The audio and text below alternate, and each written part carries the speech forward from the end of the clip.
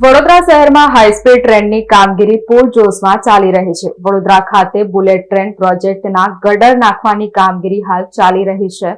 અકોટા દાંડિયા બજાર railway overbridge પર ગટર નાખવાની કામગીરી શરૂ કરવામાં આવી છે। હાલ વડોદરા ખાતે બુલેટ ટ્રેનના ગટર નાખવાની કામગીરી કરવામાં આવી રહી છે। અકોટા દાંડિયા બજાર રેલવે ઓવરબ્રિજ પર ગટર નાખવાની કામગીરી શરૂ કરાઈ છે, જેના કારણે 27 માર્ચથી 8 એપ્રિલ સુધી 10 દિવસ સુધી બ્રિજ બંધ કરવામાં આવ્યો છે। સુરક્ષાના કારણોસર બ્રિજ બંધ કરવામાં આવ્યો છે। હજારો વાહનોની અવરજવર પર રોક લાગી છે। વાહન ચાલકોને પૂર્વથી પશ્ચિમ તરફ જવા માટે 2 થી 4 કિલોમીટરનો ફેરો ફરવો પડશે, જ્યારે વિકાસના કામમાં વાહન ચાલકો સહયોગ કરી રહ્યા છે।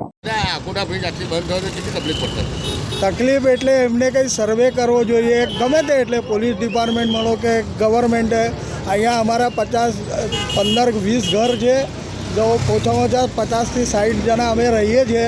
અમને બીજો રસ્તો નથી, ચારે બાજુ કોર્ટ છે।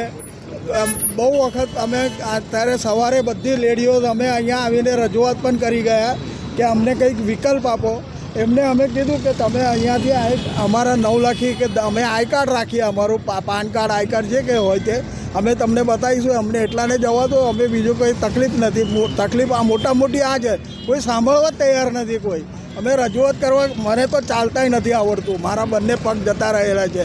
હું આ સ્કૂટર ઉપર બેસીને જ વાત કરી શકીશ, અને અત્યારે મને જવા દેશે તો નહીં તો હું ક્યાં જઈશ, કેવી રીતે જઈશ એ જ મારો વિચાર કરું છું। બીજો રસ્તો જ નથી, વિકલ્પ જ નથી અમારા પાસે। અમારા અહીંયા જે ઘરો છે ને 15 ઘરો છે, એ 15 ઘર માટેના કોઈ રસ્તો જ નથી બીજો। ચારે બાજુ કોર્ટ છે અને 15 થી 15 ફૂટ 20 ફૂટ જેટલો ઊંચો કોર્ટ લગાવેલો છે, જેથી ત્યાંથી બહાર નીકળાય જ નહીં। અને અમારી 4 વ્હીલર હોય, એ ગાડીઓ છે 2-4 જણની, એ લોકો પણ આવી નથી શકતા।